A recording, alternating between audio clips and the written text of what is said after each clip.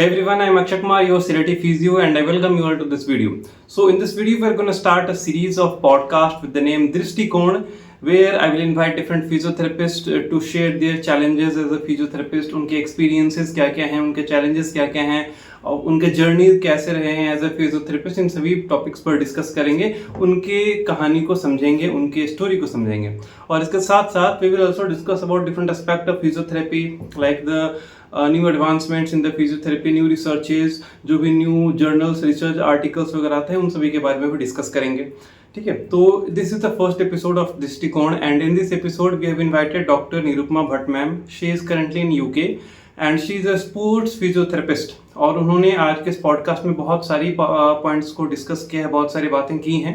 If you are student of BPT then आपके लिए भी इसमें कंटेंट है, आपके लिए भी बहुत कुछ बातें हैं यहाँ पे। If you are a clinician again आपके लिए भी बहुत सारी बातें हैं, जिससे कि आपको बहुत मदद मिलेगा इन योर क्लिनिकल प्रैक्टिस। अगर आप रिसर्चेस वगैरह में इंटरेस्ट रखते हैं, रिसर्च आर्टिकल्स पढ़ते हैं, तो क्या तरीका है, इन सभी चीज़ों के बारे में मैम ने डिस्कस किया है इस पॉडकास्ट में। So please watch this podcast till the end. और अगर आप चाहते हैं किसी फिजियोथेरेपिस्ट को एज ए गेस्ट इन्वाइट करना, यहाँ पर आकर डिस्कस करना, तो you can suggest their name in the comment section, और you can also reach out to me in the Instagram DM. Okay, so let's start.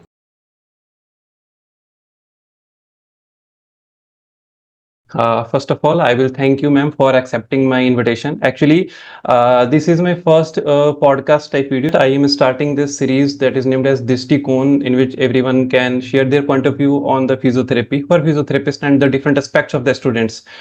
And so you are the first guest of this series, ma'am. I am watching you since very long. So you are the first guest on this show, and there are many questions that are being asked from you, and I have made a list of questions that are being asked from my students in the WhatsApp group and in the YouTube comment sections too. Okay, so I will request you to please answer all these questions. और ma'am मेरे सारे के सारे audience Hindi में ही हैं, तो I will request की please do with Hindi. Okay, so first of all I will like to ask you ma'am, ये मेरा पर्सनल क्वेश्चन है। आपने यूके के अलग अलग स्ट्रीट्स पर चलते चलते इतने सारे टॉपिक्स कवर कर लिए हैं, वॉकिंग करते करते इतने सारे टॉपिक्स कवर किए हैं, ये आइडिया आया कैसे मैम? पहले ये जानना है मुझे। ये आपके पास बहुत सारे क्वेश्चंस ऐसे आते होंगे, but it is also my question that ये आइडिया कैसे आया कि चलते चलते आपने इतने सारे टॉपिक्स कवर कर लिए वॉकिंग करते करते? तो पहली बात तो थैंक यू जो आपने मेरे को इनवाइट किया, and this is your first video, and I wish कि ये बहुत सारे ऐसे नंबर ऑफ वीडियोस बनते रहें so thanks a that lot हम मैम। कुछ अच्छा कर पाए as a physiotherapist, our profession for our profession. That is the yes. Only goal of doing everything out of my comfort zone, that we really want something in our profession, because our profession hold a lot of value. बहुत ही ज्यादा महत्व है हमारे profession का in medical terms yes. Patients के लिए। तो आई वांट कि एक अच्छा एक क्रिएट कर पाए अवेयरनेस, नॉट ओनली कि हम लोगों में अवेयरनेस कर पाए, बट फिजियोथेरेपिस्ट के अंदर भी क्रिएट कर पाए अवेयरनेस, बिकॉज हमारे जो कि मिसगाइडेड हैं, जो आजकल की टेक्निक्स और कुछ चल रहा है तो बहुत ब्लंडर है, इसलिए आई वांटेड कि कुछ तो क्लियर हो। और चलते चलते जैसे आपने बोला कि चलते चलते कैसे कर लेते हो, बिकॉज यहाँ पे ना लाइफ बहुत ही ज्यादा हेक्टिक है।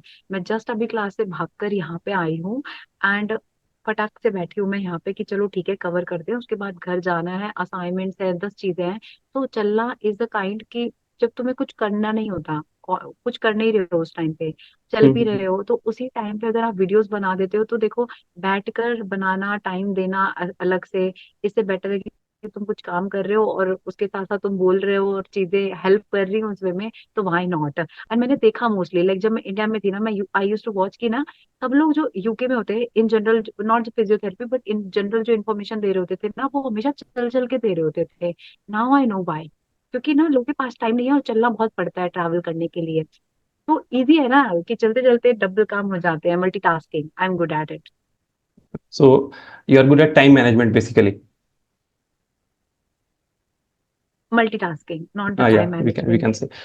मैम मैं सबसे पहले आपका एक्सपीरियंस जानना चाहता हूँ कि ये बीपीटी करने का, फिजियोथेरेपिस्ट बनने का जो आपका कैसा, ये आप कैसे इसमें इंटर किए? जैसे for me, I am from Patna Bihar, और आप जानते हो कि ये बिहार और पटना पटना वाले एरिया में physiotherapist are that not much valuable. यहाँ पर उसका उतना कंसेप्ट भी अभी नहीं है, धीरे धीरे बढ़ रहा है। ठीक है, तो आपका क्या था, आपने कैसे ये बीपीटी, ये फिजियोथेरेपी का फील्ड सेलेक्ट करने का सोचा? तो मैं एमबीबीएस के लिए फॉर लाइक नॉर्मल सिचुएशन हम मैं भी एमबीबीएस के लिए तैयारी कर रही थी। When I was in 9th class मैंने तब से स्टार्ट करी थी। उसके बाद मेरा फर्स्ट टाइम में फर्स्ट इनटेक में मेरा क्लियर नहीं हुआ था। तो ऑब्वियसली हम 11th 12th में होते हैं, नई जिंदगी देखते हैं, इतना फोकस नहीं करते हैं चीजों पे। That was the only thing जो नहीं हुआ मेरा। देन आई थॉट कि मुझे ना अभी टाइम वेस्ट नहीं करना। I was not like that कि मेरे को सिर्फ यही चीज करनी है और कुछ मेरे को करना ही नहीं है जिंदगी में, और कुछ ऐसा बना नहीं है। I am very flexible in that term. तो मैंने, मेरी एक टीचर थी संस्कृत की, तो I was from the government school at the time. वहां पे एक संस्कृत टीचर थी, तो उनके बेबी में कोई प्रॉब्लम थी व्हेन शी डिलीवर्ड। अभी तो मतलब वो बहुत ही बड़े हैं क्योंकि मेरी मैम की काफी उम्र है।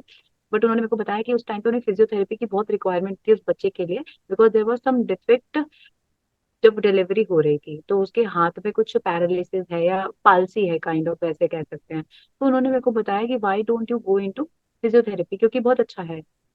मैंने कहा ठीक है, मैं चेक करती हूँ। फिर मैंने चेक करा ऑनलाइन, देखा कि कौन कौन सी यूनिवर्सिटीज हैं, कॉलेज जो करवाते हैं। देन मेरे को पता लगा कि इसमें सीईटी होता है, और उस टाइम तक सीईटी निकल गया था।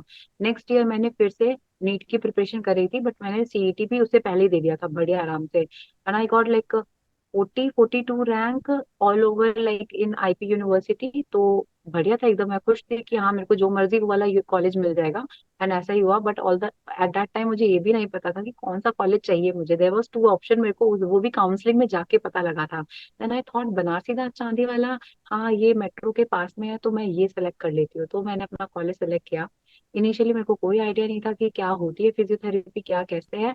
But with time now I feel like that इससे अच्छा प्रोफेशन मेरे लिए कुछ नहीं हो सकता था। मतलब मैं फिजियोथेरेपी के लिए ही बनी हूँ। That is all I want to know. This this is a for sure thing now. जैसा आपका स्टोरी है ये बिल्कुल बिल्कुल 90% सिमिलर मेरा भी स्टोरी है। I was also appearing from NEET for NEET. मैंने 2 अटेम्प्ट दिए। I wasn't qualified for the government medical college, तो मैंने सोचा कि कुछ और करते हैं। मैंने एग्रीकल्चर के लिए भी किया था, बीएससी एग्रीकल्चर के लिए आईसीआर का पेपर होता है वो मैंने अटेम्प्ट किया था, उसमें सिलेक्शन भी हुआ था। बट सडनली मेरी दादी को स्ट्रोक अटैक आया एंड शी वाज पैरालाइज्ड। सो गांव ओके। में मैंने देखा कि फिजियोथेरेपिस्ट आते थे, but he was not a qualified physiotherapist. वो ऐसे ही थोड़ा बहुत कुछ एक्सरसाइजेस वगैरह करा देते थे। बट वहां पर मैंने देखा कि ये कुछ नया रोल मैंने देखा मेडिकल फील्ड में, आज तक इसके बारे में कुछ सुना भी नहीं था। उसके बारे में फिर मैंने जब देखा, रिसर्च किया, तो पता चला कि अच्छा, बीपीटी और फिजियोथेरेपी करके भी कोई फील्ड है। और रैंडमली इसमें इंटर किया। There was no intention to pursue physiotherapy. मैंने सोचा था बीपीटी करता हूँ, साथ में नीट का प्रिपरेशन करूंगा, then I will go for the NEET. But हाँ जी। आने के बाद ये बहुत ही इंटरेस्टिंग लगा मुझे, इसलिए फिर मैंने भी कंटिन्यू किया इसे ही। And currently I am passed out, BPT pass out. Okay. Okay So, okay nice. yes, ma'am. My next question is how your experience as a physio in UK? मतलब क्या differences आपको लगते हैं as a physiotherapist as compared to India और UK में, क्या differences basic आपको लगते हैं? सबसे बड़ा डिफरेंस है कि यहाँ पे लड़ाई की वजह अलग है फिजियोथेरेपिस्ट के बीच में। समझ रहे हो, मतलब हमारे इंडिया में लड़ाई की वजह क्या है, इंडिया पाकिस्तान में कहूंगी। क्योंकि इंडिया में ना हम लड़ते हैं कि नहीं कपिंग करेंगे, हम तो नहीं, हम तो नीडलिंग करेंगे, हम ये करेंगे, हमारा ये है ना। इंडिया में तो प्रॉब्लम ही अलग है भाई। यहाँ पे क्या है ना, ये लोग एविडेंस के पीछे लड़ते हैं कि इसका एविडेंस इतना है, इसका एविडेंस इतना है, तो तुम ये यूज करो, इसका एविडेंस उतना है वो। इंडिया में तो वो बात ही नहीं है। इंडिया में तो कोई फर्क ही नहीं हम्म। पड़ रहा, एविडेंस कोई हो या ना हो। और ये हमारे पेशेंट को तो रिलीफ मिल गया उससे, तो हम भी करेंगे। तो आंटी अंकल भी उन्हीं लोगों के पीछे, अच्छा मन का हिला हुआ है, फलाना हिला हुआ है। तो एक नॉलेज बेसिस में बहुत ज्यादा डिफरेंस है मैं कहूंगी, क्योंकि हमारे इंडिया में अंधविश्वास नाम की बहुत चीजें हैं। और अगर as a scientific like medical person आप उन चीजों में बिलीव करते हो जिन चीजों से रिजल्ट तो मिल रहा है, but there is no proof of it, इसका मतलब कि आप भी वही हो जो आप में, और एक नॉन मेडिकल जो पढ़ा लिखा बंदा नहीं है, जो सिर्फ इन चीजों में कहीं कुनाई बातों में विश्वास करता है, तो आप में और उसमें कोई डिफरेंस नहीं रह जाता। तो इसलिए लाइक कभी कभी कमेंट सेक्शन में भी मुझे ऐसे लोग मिलते हैं, ठीक है मैम आप तो अपनी एविडेंस की बातें करो, बट हमारे में तो पेशेंट ठीक हो जाता है कपिंग थेरेपी करने से, तो हम करेंगे। मैं भी मना नहीं कर रही हूँ, करना है तो करो obviously, because you are a clinician, आपको पेशेंट का पेन भी देखना है। हम्म। बट एक तर्क तो रखोगे ना, एक पेशेंट को तो बताओगे ना कि ऑल तो इसका एविडेंस नहीं है, अगर आपको आराम मिलता है, बट ये सिर्फ इसी की वजह से आराम नहीं मिलता। तो ये चीज बहुत डिफरेंट है इंडिया में यहाँ पे, कि ये लोग चीजें वो करते हैं जो एक्चुअली में एविडेंस है। और अगर जो चीजें वो बिना एविडेंस वाली कर रहे हैं, ये भी वो पेशेंट को बताते हैं कि भाई इसका इतना ही एविडेंस है, इसे ऐसा इतना पूरा आराम नहीं मिलेगा। पेशेंट एजुकेशन, पेशेंट एथिक्स बहुत मैटर करते हैं। कुछ दिनों पहले मैंने एक वीडियो डाली जिसमें एक डॉक्टर फिजियो अपने आप को कायरो बोल के, and he was putting a गंदी गंदी काइंड ऑफ वीडियो, हाँ बहुत हाँ, यस मैम। गलत था ऐसे वो। ऐसे ऐसे बहुत एथिक्स सारे नाम वीडियोस मिल जाते हैं सोशल मीडिया, फेसबुक, यूट्यूब्स पे, जस्ट फॉर बहुत द। सारे, तो हाँ। एथिक्स नाम की कोई चीज नहीं है हमारे इंडिया में। पेशेंट का कंसेंट क्या होता है, पेशेंट की कॉन्फिडेंशियलिटी क्या होती है, उसका कोई हमें मतलब नहीं है। तो दैट इज द डिफरेंस। तो मुझे लगता है कि एज अ प्रोफेशनल आप में ये सब चीजें होनी चाहिए। तो yes ma'am. That is the thing. So आपने जो अभी मैम बताया about the evidence based practices, so do you think कि इंडियन जो भी फिजियोथेरेपी कॉलेजेस हैं इंडिया में, बीपीटी के कॉलेजेस हैं, उनके जो सिलेबस हैं, करिकुलम है, उनके उनके उनके अंदर अपडेट करना चाहिए? जैसे मैंने भी अभी लास्ट ईयर ही मेरा बीपीटी पास आउट हुआ है, एंड पूरे के पूरे सिलेबस में मुझे बहुत सारा चीज ऐसा लगा जिसे चेंज किया जा सकता है। आउट। जैसे न्यू टेक्निक्स, जो भी न्यू रिसर्चेस वगैरह होते हैं उनके थ्रू एविडेंस बेस्ड ऐड किया जा सकता है। तो ऐसा आपको या लगता है क्या, मतलब किया जाना चाहिए? या मुझे लगता है ऐसा होना चाहिए। ऑल्दो हमें क्या होता है ना, बैचलर्स लेवल पे दे ट्राई टू क्रिएट कि एक बेस बंदे की नींव मजबूत करें। तो जब नींव बनानी होती है तो एक बेस फाउंडेशन चीजें पढ़ानी पड़ती हैं। उसमें आप much of the hmm evidence नहीं ला सकते, क्योंकि फिजियोलॉजी अनाटमी कभी बदलेगी नहीं। हम्म बायोमैकेनिक्स कभी बदलती नहीं है। इलेक्ट्रोथेरेपी जो आज तक यूज करके आ रहे हो वो भी आज तक चल रही है, उसके प्रिंसिपल भी सेम है। तो हम्म बैचलर्स में हमें बेसिक फंडामेंटल्स पढ़ाते हैं चीजों के, ठीक है। बट जब आप मास्टर्स लेवल पे जाते हो, मुझे लगता है वहां पे बहुत ज्यादा एविडेंस और रिसर्चेस की जरूरत होती है। ऑल्दो बैचलर लेवल पे वो चीजें हटानी चाहिए जिनके कोई एविडेंस नहीं रह गए हैं, और बच्चों को एक प्रोसेसिंग में डालना चाहिए। लाइक होता क्या है ना, पढ़ाओ आप कैसे भी, लेकिन जब हम हम्म रिसर्च या हम असाइनमेंट्स कर रहे हैं या हम एग्जाम्स दे रहे हैं ना, तो उसमें थोड़ा बहुत एडिशन होना चाहिए कि हम पेपर पढ़ने की आदत बना लें। ऐसा नहीं है कि बंदा फर्स्ट ईयर से एकदम महान फिजियोथेरेपिस्ट बन जाता है। बच्चे को हम धीरे धीरे ही बढ़ाते हैं, लेकिन उस तरीके से बढ़ाए ना तो एक प्रोसेसिंग में रहता है हमारी कि हम पेपर पढ़ना है, हमें पेपर पढ़ना हम्म। कैसे है। बहुत छोटी चीजें होती है, एबीसी होती है ये एविडेंस बेस्ड पढ़ने की। मास्टर्स में जाके पूरे पेपर पढ़ो, रिसर्चेस करो अच्छी अच्छी, that is a different thing. But पढ़ना आना चाहिए पहले। रिसर्च अच्छी कैसी है बुरी कैसी है ये पता लगना चाहिए, तो वो चीजें होनी चाहिए बैचलर्स लेवल पे। बट इतना नहीं था मेरे टाइम पे भी, मुझे लगता है मेरे में भी नहीं था। और आप कह रहे हो आपके में भी, और तो मैं भी लास्ट ईयर पास आउट हूँ, तो मेरे में भी ऐसा कोई डिफरेंस नहीं है। तो मुझे नहीं लगता अभी कुछ चेंजेस हुए होंगे। बट हाँ, हाँ, ये चीज अभी तो है।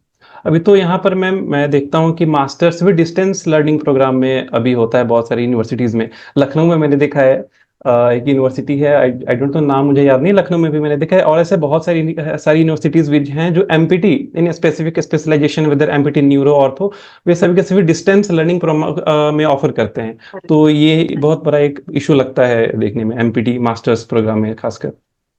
हाँ जी, तो देखो मेरे को लगता है डिस्टेंस लर्निंग में प्रॉब्लम नहीं होनी चाहिए। डिस्टेंस को पार्ट टाइम लर्निंग कर दो। हाँ हाँ। हमारे में ना सिस्टम ही बदल गया है। यहाँ पे भी बंदे पार्ट टाइम स्टडीज करते हैं, because they are occupied, they are professionals, they पढ़ रहे हैं। वो ना पढ़ने के साथ साथ कमा भी रहे हैं, फैमिली भी चला रहे हैं। दैट इज अ ठीक है, कंप्लीटली अंडरस्टैंडेबल थिंग कि प्रैक्टिकली पॉसिबल नहीं है कि तुम 6 दिन क्लासेस लो। That is for sure. Hmm. यहाँ पे भी ऐसा होता है कि लोग पार्ट टाइम करते हैं, बट पार्ट टाइम का मतलब ये नहीं है कि तुम पढ़ो ही मत, तुम किसी और से रिसर्चेस करवा लो अपनी, असाइनमेंट्स भी तुम्हें कोई मतलब नहीं है। That is completely different. वो तरीका बदल देते हैं ये लोग। कॉरेस्पॉन्डिंग का मतलब ये नहीं होना चाहिए था जो उन्होंने बना दिया है। यहाँ पे तुम पढ़ उतना ही रहे हो सेम अमाउंट, लेकिन तुम्हें टाइम हम्म ड्यूरेशन ज्यादा दे देते हैं। तो जैसे फॉर फुल टाइम बंदा जो 5 दिन में एक काम करता है, उसको वो 1 महीने का टाइम देते हैं, क्योंकि you are doing part time basis पे। तो वो चीज वो फर्क पड़ता है कि तुम अपना पढ़ाई भी मैनेज कर लो, तुम कमा भी लो, चीजें भी कर लो। तो it should be like that. थोड़े स्ट्रिक्ट रूल होने चाहिए। आई वोंट से कि डिस्टेंस लर्निंग गलत है। आई विल से कि जिस तरीके से इम्प्लीकेशन हो रहा है उस चीज का, वो थोड़ा गलत है। हम्म। तो वो चीजें और हैं। मैं हाँ जी। ये मैं अभी बिहार से हूँ, जैसे बताया मैंने, यहाँ पर मैंने देखा है, बिहार के बाहर का मुझे उतना आइडिया भी नहीं। बिहार में मैंने यहाँ पर देखा है पटना और जो भी एरियाज हैं, और इनफैक्ट मेरे कुछ फ्रेंड्स हैं जो जयपुर में हैं, एनआईएमएस आईपीयू वगैरह से पढ़ रहे हैं, पास आउट हैं। वहाँ पर भी उनसे भी बात किया तो ये समझ में आया मुझे कि बहुत सारे जो स्टूडेंट्स हैं, जो स्पेशली जो सेकेंड ईयर थर्ड ईयर के स्टूडेंट्स हैं बीपीटी में, वो ऐसा चाहते हैं कि थ्योरी नहीं पढ़ना चाहते हैं ज़्यादा, वो चाहते हैं कि प्रैक्टिकल प्रैक्टिकल। यहाँ पर मैंने देखा पटना में कि कॉलेजेस के बाद बहुत सारे फर्स्ट ईयर से ही क्लिनिक्स ज्वाइन कर लेते हैं for the practical training, for the practical aspect. So आपको लगता है कि फर्स्ट ईयर में प्रैक्टिकल ये क्लिनिक्स ज्वाइन कर लेना, प्रैक्टिकल एस्पेक्ट में इंटर करना एक सही चीज होना चाहिए? मतलब एज पर माय ओपिनियन, जब तक आपके पास एक बेसिक नॉलेज नहीं है तब तक you can not go for the practical aspect, right? So what is your point of view on this? फिर वही बात है, क्योंकि हमारे यहाँ ना कोई रेगुलेशन नहीं है चीजों का। कर तो हम्म। तुम कुछ भी सकते हो, लेकिन तुम्हारे को ये पता होना चाहिए कि तुम अगर फर्स्ट ईयर से क्लिनिक जा रहे हो, लेकिन इसका मतलब ये नहीं है कि तुम क्लिनिशियन और तुम पेशेंट देखना शुरू कर दो। तुम अभी भी फर्स्ट ईयर के स्टूडेंट हो, और तुम स्टूडेंट पर्सपेक्टिव से जा रहे हो, तुम स्टडी पर्सपेक्टिव से जा रहे हो। वहां पे जाके होशियारी बनने की जरूरत नहीं है कि मेरे को टेंस लगाना आ गया, यूएस लगाना आ गया, अब तो मैं प्राइवेट पेशेंट देख लूंगा, पेशेंट ठीक हो जाएंगे। थ्योरी हमेशा मैटर करती है, ऐसा नहीं है कि थ्योरी मैटर ही नहीं करती। I always emphasise on practical terms. But अगर तुम्हें थ्योरी ही नहीं पता, तुम प्रैक्टिकल में लगाओगे क्या? तुम अगर एविडेंस पढ़ोगे ही नहीं, तो तुम्हें पता ही कैसे चलेगा कि मार्केट में नया क्या है, क्या नई रिसर्चेज हुई हैं। पढ़ना हमेशा पड़ेगा अपने आप को बेटर करने के लिए। तुम ये नहीं कह सकते हम प्रैक्टिकल। फिर वही बात हो गया, तुम्हारे में और एक पहलवान में डिफरेंस क्या हो जाएगा, क्योंकि पहलवान की प्रैक्टिकल हैंड तुम्हारे से भी अच्छे हैं, लेकिन तुम्हें उसके पीछे की एनाटॉमी, फिजियोलॉजी, बायोमैकेनिक्स सब कुछ पता है, तब तुम जाके वो चीज कर रहे हो। पहलवान को टेक्निक आती है, लेकिन उसको ये नहीं पता कि कौन सी मसल पे, कौन सी नर्व पे काम हो रहा है। उसको ये पता है कि रिजल्ट आ रहा है। क्लिनिशियन को भी पता है रिजल्ट आ रहा है, लेकिन क्लिनिशियन के जो बैक ऑफ द माइंड जो पूरी स्टडी चल रही है, तब उसने वो चीजें लगाई है ना, उसके लिए पढ़ रहा है क्लिनिशियन ने। हाँ, पहलवान ने उस चीज के लिए कोई पढ़ाई नहीं करी पढ़ाई है। नहीं किया देर है। Is a very thin line between both of the things. तो तुम्हें वो चीज समझनी पड़ेगी कि तुम्हें एक पहलवान बन के और मसाज और ये सब करना है, मैनिपुलेशन देनी है, या तुम्हें एक फिजियोथेरेपिस्ट बन के सॉफ्ट टिश्यू रिलीज या मैनिपुलेशन देनी है। बिकॉज टेक्निक्स होना भी same, but the mind set behind the mind is very different, completely different.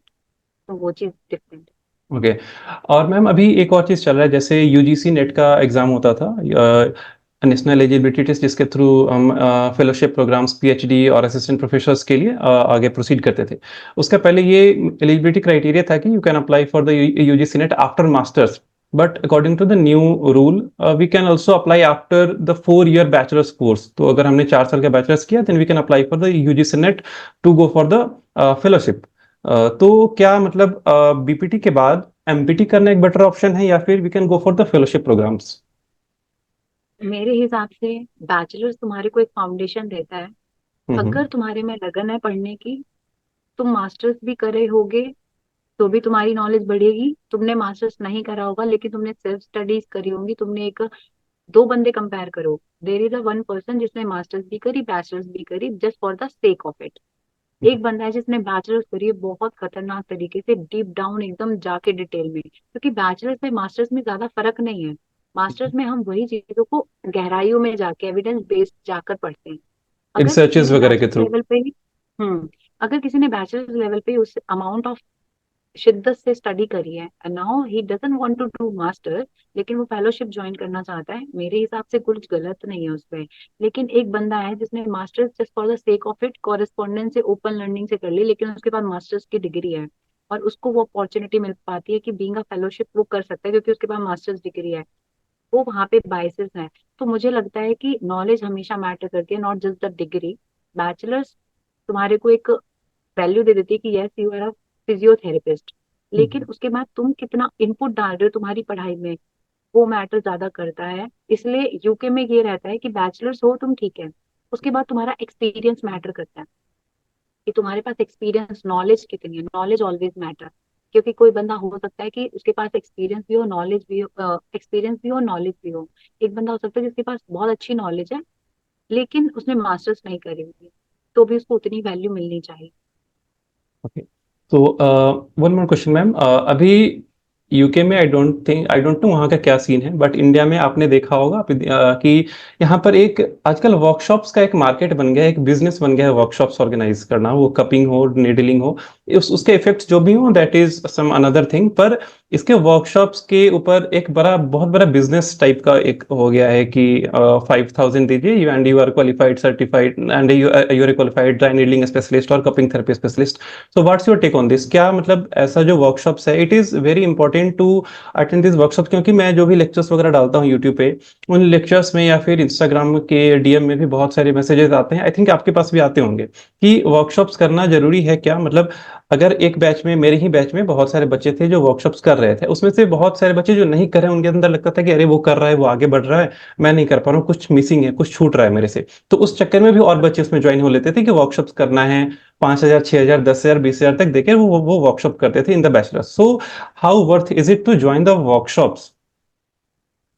तो देखना पड़ेगा एक्रेडिएशन किधर से है। अभी आजकल क्या है, आप एमएसएमई से ले लो या ऐसे किसी छोटे मोटे रजिस्ट्रेशन करवा लो, 500 हम्म 600 1000 1500 2000 में रजिस्ट्रेशन हो जाती है। उसके बेसिस पे तुम बच्चों को सर्टिफिकेट बांटना शुरू कर देते हो 2 घंटे की 3 घंटे की क्लास लेने के बाद। जो हम्म लेक्चर तुम ऑब्वियसली बैचलर्स लेवल पे पढ़ रहे होते हो, बट वही तुमने अलग से बेचना शुरू कर दिया बच्चों को, just for the sake of money market. वो बिल्कुल गलत है, क्योंकि तुम्हारा इंटेंशन एज अ टीचर हमेशा इंटेंशन बच्चों को पढ़ाने का होना चाहिए, पैसे बनाने की मशीन समझने का नहीं होना चाहिए। क्योंकि उस वे में बच्चे पढ़ते नहीं है, ना ही तुम बच्चों को पढ़ा पाते हो, क्योंकि तुम्हारा ध्यान तो बिजनेस बनाने में लगा हुआ है। और मैक्सिमम तुम बच्चे भी जाते हैं सर्टिफिकेट्स के लिए मैम, जैसा मैंने देखा है मैक्सिमम बच्चे भी जाते हैं सर्टिफिकेट्स के क्योंकि लिए। क्योंकि देखो, फिर वही बात है ना, भेड़ चाल चल रही है ना, कि उन्हें भी लग रहा है कि सर्टिफिकेट आएंगे तो बहुत अच्छा हो जाएगा कुछ। जिस सर्टिफिकेट को तुम जस्टिफाई नहीं कर सकते अपने नॉलेज के साथ, वो सर्टिफिकेट एक कागज है तुम्हारे लिए, कुछ भी नहीं है। कहते हैं ना लोग, बड़ी मीम्स चलती हैं कि बैचलर्स की डिग्री, मतलब बैचलर डिग्री का क्या करे, एक तो कागज है, इसके बाद नौकरी तो नहीं मिलेगी, क्योंकि तुमने उस प्रोसेस में कुछ सीखा नहीं, उस हम्म। नॉलेज ही नहीं आई तुम्हारे पास। अगर जब तक नॉलेज नहीं आ रही, तुम्हारे पास ऐसे सैकड़ों कागज आ जाएंगे, कोई मतलब नहीं बनता। तुम जस्टिफाई करो ना उस चीज को। तुमने 2 दिन की मैन्युपुलेशन सीख ली, will you able to do manipulation? Yes, you might able to do manipulation, but what about the contra indication, indication of it? वो कौन देखेगा कि किसको करना है किसको नहीं करना? और बिकॉज सबसे मेजर कर तो पॉइंट वही कोई है भी कि देगा, कौन। हाँ हाँ। कर तो कोई भी देगा। तो मैं यूट्यूब पे वीडियो देख के कोई नॉर्मल बंदा भी सीख जाएगा कि अच्छा इस पोजीशन में लाके ये करना है, खटाक क्यों किया, कहाँ किया, और होगा क्या उससे, ये किसको पता होगे तुम? के टेप बनाना करना लगाना सब सीख जाएंगे, क्या एक्चुअल फायदे हैं उसके, कहाँ पे करेंगे तो क्या फायदा, और किस एक्सटेंड तक वो हेल्प करने वाला, और क्या अदर चीजें हैं जो तुम्हें उसके साथ करनी पड़ेगी उसको इफेक्टिव बनाने के लिए। वो तुम एक दिन में कभी नहीं सीखते। वो it's a motor learning which you learn with time and investment of the more time and time through out the years. तो तुम एक दिन की वर्कशॉप में कभी नहीं सीख सकते। ऑल्सो तुम हमेशा देखो, इंस्ट्रक्टर कौन है तुम्हारा, पढ़ाने वाला कौन है।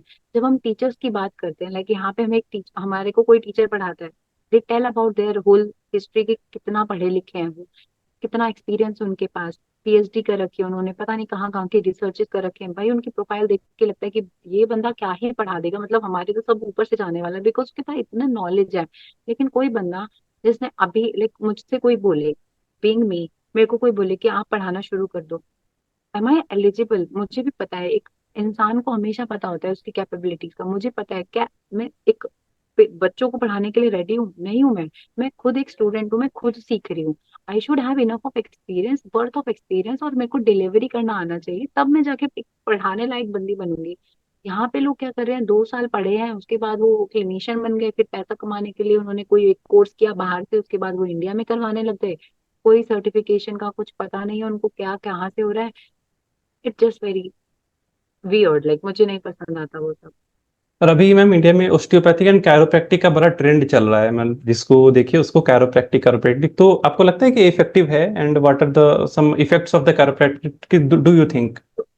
Chiropractor is what? Like chiropractor is whole different terminology. They have different school of thought. उनकी पूरी हम्म बैचलर्स अलग होती है। ऐसे ही osteopathy, chiro and osteo is not the similar thing. Osteopathy की भी लिटरेचर अलग है, स्कूल ऑफ थॉट्स अलग है। जैसे फिजियोथेरेपी के स्कूल ऑफ थॉट अलग है, एक्वापंचर हम्म। के अलग है, एक्वाप्रेशर के अलग है। You should respect their profession. You should not feel like कि okay, being a physiotherapist, I will be a dietitian, I will be a osteopath, I will be a chiropractor. Because जब तुम, एक बंदा सब कुछ बनने की कोशिश करता है ना, तो क्वालिटी जाती है भाड़ में, क्वांटिटी ही रह जाती है।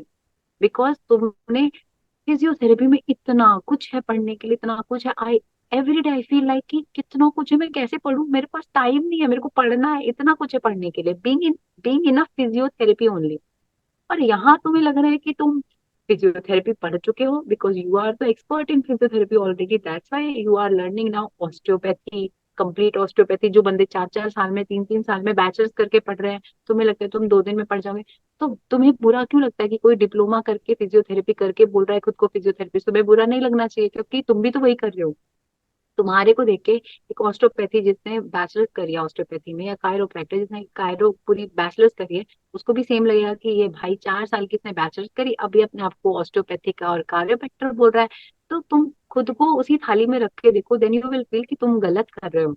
तो आधा ज्ञान हमेशा ही हानिकारक होता है। तो तुम आधे ज्ञान के साथ ऑस्टियोपैथी कायरोप्रैक्टर मत करो। You are doing manual therapy, learn more about it, be a good physiotherapist instead of being anything else except physiotherapist. That's all I want to know tell. क्योंकि मैंने भी पढ़ा है, मैंने एक पूरा 1 साल का डिप्लोमा किया है इस चीज के ऊपर, जिसको इन्होंने ऑस्टियोपैथी बोला कि, but it was not osteopathy and chiropractic. उन्होंने कुछ कुछ लिटरेचर उठा के हमें पढ़ाई थी ऑस्टियोपैथी से या कायरो से, क्योंकि chiro it's just like high velocity thrust जो हम देते हैं for the adjustment purpose, but as a वेटलेट गेट फिजियोथेरेपिस्ट वी 5 कैन जो है नॉट। हमारा। हाँ, बिकॉज हमारी लेकिन टर्मिनोलॉजी समझने की उस चीज को अलग है, हमारा जो लिटरेचर है वो थोड़ा अलग है उस चीज को समझने का। तो मैंने मैनुअल थेरेपी में डिप्लोमा किया था पूरे 1 साल का। मैं लेकिन ये नहीं क्लेम कर सकती कि मैं ऑस्टियोपैथ हो गई हूँ या मैं कायरोप्रैक्टर बन गई हूँ, या फिर मैंने डिप्लोमा इन कपिंग थेरेपी भी किया, but I am not a cupping therapist. I am still a proud physiotherapist and I love to be called as a physiotherapist only. तो that is the thing you should understand. पढ़ोगे तभी। अब मैं बोलूं cupping therapy काम नहीं करती भैया, अगर मुझे कुछ पता ही नहीं उसके बारे में तो how can I claim that. मैंने सीखा है खुद से, मुझे पता है कि क्या करती है, मैंने उसकी साइंस पढ़ी है। नाउ आई कैन टेल कि कितना फायदा है कितना नहीं है। जब तुम इलेक्ट्रोथेरेपी और मैनुअल थेरेपी एक पेशेंट पे दोनों को एक साथ कर दो, then you get to know कि अच्छा मेरे पेशेंट पे इलेक्ट्रोथेरेपी का कितना रिजल्ट है या मैनुअल थेरेपी का कितना रिजल्ट है। और उसके बाद तुम स्टडीज भी पढ़ते हो, देन ओनली यू नो। किसी की सुनी सुनाई बातों पे तुम भी यकीन करोगे तो तुम में और गली की आंटियों में फर्क क्या रह जाएगा। क्लिनिशियन हो ना तुम, तो उसमें हम्म। भी समझो। तो मैं खुद को कपिंग थेरेपिस्ट नहीं बोलूंगी, मैं खुद को ये नहीं बोलूंगी कपिंग थेरेपी ही सब कुछ है, क्योंकि मुझे पता है, मैंने पढ़ा है और मुझे पता है कि उसका कितना एक्सटेंट ऑफ इफेक्ट हो सकता है किसी पेशेंट के ऊपर, वो कितने लॉन्ग टर्म या शॉर्ट टर्म इफेक्ट में हो सकता है। और बाकी रिसर्चेस तो हमेशा अवेलेबल है पढ़ने के लिए। हाँ हाँ हाँ। तो वो चीज है। आपने अभी मैम इलेक्ट्रोथेरेपी और मैनुअल थेरेपी का जिक्र किया, इसके बारे में मैं पूछना चाहता हूँ क्योंकि बहुत सारे क्लिनिशियंस हैं। आई एम नॉट ब्लेमिंग एनीवन, मैं किसी के प्रैक्टिस पर उंगली नहीं उठा रहा, सबका प्रैक्टिस का, सबके पेशेंट के टुवर्ड्स अप्रोच का अपना अपना एक तरीका होता है। बट स्टिल बहुत सारे क्लिनिक्स में मैंने देखा है that for example if there is a patient of ACL tear, मैंने ये खुद देखा है, एसीएल टीयर का पेशेंट है, तो पेशेंट क्लिनिक में आता है, first IFT, then TENS, then SWD, then US, and the now patient the treatment is over, the patient will go to home. तो क्या मतलब कि इस तरीके से पेशेंट का रिकवरी पॉसिबल है? नहीं, सिंपल नहीं। मेरे को नहीं पता, देखो मैं नहीं कह रही कि कौन फिजियोथेरेपिस्ट कर रहा है कौन नहीं कर रहा, वो मुझे फर्क हम्म नहीं पड़ता। मैं खुद फिजियोथेरेपिस्ट हूँ, मेरे से पूछ रहे हो आप कि मेरा पेशेंट एसीएल का है मैम, ये मैं एक्सरसाइजेस या ये मैं मशीन लगाऊं तो मेरा पेशेंट ठीक हो जाएगा। I will say only rehabilitation gonna save your patient. कोई भी मशीन लगा लो, SWD फलाना ढिमकाना, सबका सेम ही प्रिंसिपल एक तरीके से पेशेंट पे यूज कर हम्म। रहे हो। हीलिंग हीलिंग हीलिंग, कब तक हीलिंग? अब उसको एक मोटर इफेक्ट भी तो दो जिससे वो स्ट्रांग बन सके विद टाइम। पागल मत बनाओ पेशेंट को। पेशेंट को भी पसंद आता है कि 1 घंटा दिया उसने, 1.5 घंटा दिया। 30 मिनट का इफेक्टिव वर्कआउट करवा लोगे ना, वो जल्दी रिकवर करेगा एज कम्पेयर टू 1 घंटे का नॉनसेंस ट्रीटमेंट। तो हाँ। और कुछ स्टूडेंट्स के स्पेशल क्वेश्चंस हैं जो मेरे पास आए थे डीएम में। फर्स्ट इज कि I am student of class 12th with PCB and I want to opt for physiotherapy, so is physiotherapy a nice option for me? या for me, yes, it is a nice option. It's a good career option. If you are dedicated enough to be a physiotherapist, yes, it is a good career option. Okay. So next question is, should I open my own clinic or join as a hospital? Or join in a hospital as a physiotherapist after MPT. I have done my MPT and I want to join a clinic. I want to join a hospital, or should I open my own clinic? That's the question of a student. So if you want to open your own clinic, it means you are more inclined toward OPD kind of management. If I say Yes. in hospital, most of the time we get IPD kind of patient. OPD patient Mm-hmm. comes very rarely. Like if they come like एक हफ्ता आ गए, 2 हफ्ता आ गए, बहुत लंबा recovery नहीं होती है। पेशेंट हॉस्पिटल में जब आता है तो एक हम एज अ क्लिनिशियन भी वहाँ पे एक रिजल्ट देने नहीं बैठी होती, क्योंकि पेशेंट ऑन एंड ऑफ करके आते हैं। बट इफ कंपेयर विद एक क्लिनिक का, तो क्लिनिक में हम बहुत ओरिएंटेड होते हैं, रिजल्ट ओरिएंटेड बात करते हैं, क्योंकि एक बिजनेस पर्सपेक्टिव भी देख सकते हो कि जिसका क्लिनिक है उसको रिजल्ट चाहिए अपने। If you want to open your own clinic, तो आपको पहले एक्सपीरियंस उसी सेटअप में होना चाहिए कि हाउ टू प्रोसेस। अभी क्लिनिक भी बहुत तरीके के अवेलेबल है। क्वालिटी प्लेस पे जाओ जहाँ पे रिहैबिलिटेशन एक्सरसाइज को ही मेडिसिन समझा जाता है, मूवमेंट्स के ऊपर काम किया जाता है, ना कि सिर्फ जैसे आपने अभी थोड़ी देर पहले बोला SWD 10 IFT completely infrared electrotherapy. Hot. तो वो डिपेंड करता है, आप क्वालिटी एक्सपीरियंस लो, then open your hmm own clinic, क्योंकि उससे बहुत कुछ सीखने को मिलता है। क्योंकि clinic is not just about giving therapies but also about the admin stuff as well, you have to manage बहुत सारी चीजें। ठीक है, तो क्लिनिक खोलना आसान नहीं है, but you need enough of experience to be a pro at it. Okay, okay. So first we should gain some experiences from hospitals, then we should approach for our own clinic. Okay. So next या question is, what is the basic procedure for MPT in abroad? Should we qualify any special examination for that? no, no. So no, it is not like that. I'm in UK right now, and you can come in UK on the basis of if you have IELTS 6.5 they need requirement होती है कि 6.5 होना चाहिए आपका IELTS का band, और Mhm. 5.5 somewhere, but या it is something like that, और वो सब कुछ अवेलेबल होता है यूनिवर्सिटी की वेबसाइट पर। और उसके बाद आपको कुछ इंटरव्यूज होते हैं, तो फॉर आर फिजियोथेरेपिस्ट वो इंटरव्यू भी लेते हैं, that is a good thing, क्योंकि उससे क्वालिटी मेंटेन रहती है। तो वो इंटरव्यू लेंगे, basic interview, normal physiotherapy interview, if you are a physiotherapist उसके बारे में टेंशन लेने की जरूरत नहीं है, वो तुम्हारा Mhm. क्लियर हो जाएगा, then you can directly come, there is no exam. Okay. And उसी में एक और क्वेश्चन कंटिन्यू है. How should we select the universities in abroad for MPT? On what basis? तो जो यूनिवर्सिटी सस्ती हो वो बहुत अच्छी होती है, क्योंकि इंडिया में ऐसा होता है कि जिसके पास ज्यादा पैसा है उसने अपना कॉलेज खोल लिया, पढ़ाने लग गया, उसके पास कोई सर्टिफिकेशन नहीं है, कोई क्वालिटी नहीं है। यहाँ ऐसा नहीं होता, अगर किसी ने यूनिवर्सिटी खोली है तो कोई एक बंदा नहीं खोलता है, there are so many regulation bodies जिनके साथ आपको एफिलिएटेड होकर काम करना पड़ता है, तो क्वालिटी एजुकेशन हर जगह है। एक चीज जो बहुत मैटर करती है इंटरनेशनल स्टूडेंट्स के लिए वो है पैसा, तो जहाँ पे हम्म. पैसा कम वहां चले जाओ। आपने पैसा का नाम लिया, इसी पैसे पर ही अगला क्वेश्चन है हमारे पास आया है, that how much we can earn as a physio in UK, because India में फिजियोथेरेपिस्ट की सैलरी काफी कम है. हाँ, तो यहाँ पे है like 16 to 17 pound per hour के हिसाब से इनिशियली बैंड 5 फिजियोथेरेपिस्ट को मिलता है। हम्म. बेसिक पे रेट अगर मैं आपको कंपैरिजन ड्रॉ करना चाहूँ, तो बेसिक पे रेट जो सबके लिए एप्लीकेबल है, मिनिमम वेज जो होता है वो 11.44 राइट नाउ अभी चल रहा है। और हम्म. फिजियोथेरेपिस्ट को बेसिक पे रेट जो मिलता है वो 16 से 17 पाउंड के बीच में मिलता है, तो there is that kind of difference, अगर आप उससे समझ पाए तो, क्योंकि आप लोगों को अभी पाउंड्स में नहीं समझ आएगा। बट हाँ, अगर हम बेसिक नॉर्मल लोगों से कंपेयर करें तो एज अ फिजियोथेरेपिस्ट हमारी वेजेस अच्छी होती है यहाँ पे, Okay. यूके इसमें की एक बात और कर रही हूँ। इसमें एक और क्वेश्चन है, why there is so much less salary of physiotherapist in India? हाँ, क्योंकि इतने सारे कॉलेजेस हैं, लैक ऑफ क्वालिटी है, कुछ फिजियोथेरेपिस्ट हैं जिन्हें सिर्फ कमाना है, 10,000 15,000 की नौकरी करने को भी तैयार है। देर इज नो काउंसिल जो ये कहे कि नहीं मिनिमम वेज इतना होता है, देर इज नो काउंसिल जो मेक श्योर करे कि हमारे पेशेंट, हमारे जो फिजियोथेरेपिस्ट है वो इसी क्वालिटी के निकलेंगे। तो बच्चों की तरफ से भी कमियां हैं, काउंसिल की तरफ से भी कमियां हैं। कोई आप रेगुलेशन अगर, नहीं है, कोई रेगुलेटरी बॉडी नहीं है वैसा जो कि रेगुलेट कर सके करिकुलम और इन सभी चीजों को, राइट? या तो it's not just about the council, it's about you also, क्योंकि आप अगर हम्म. समझते हो खुद को क्वालिटी वाला, तो आप मत एक्सेप्ट करो 10,000 11,000 की नौकरी, नहीं मिलेगी हाँ. आपको। मैंने तो नहीं एक्सेप्ट करी, मैं भी दिल्ली से हूँ, दिल्ली में बहुत कम सैलरी मिलती है, बट मैंने एक्सेप्ट नहीं करी क्योंकि मुझे मेरी वर्थ पता है। हम्म. ऐसा मैंने यहाँ भी देखा है मैम, यहाँ पर बहुत सारे जो जस्ट पास आउट स्टूडेंट्स हैं या फिर जो भी पास आउट नहीं हुए हैं, they are in third year और final year, they go for home visit at just 200 और 300 rupees per session. So it is very okay.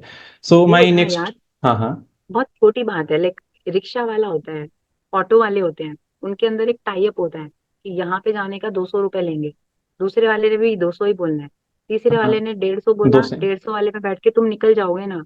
तो ऐसे ही होता है कि तुम एक एज अ फिजियोथेरेपिस्ट तुम्हारी एक इतनी होनी चाहिए कि भाई मेरे में इतनी क्वालिटी है, मैं सेम क्वालिटी दे रहा हूँ, मैं 10,000 में काम नहीं करूंगा, मेरा 25,000 ही रेट है। अभी एक बंदा आया बीच में उठ के, नहीं नहीं मैं 15,000 में रेडी हूँ, तो ऑब्वियसली तुमने मार्केट का रेट डाउन कर लिया, तुम्हारी कमी है वो। Okay.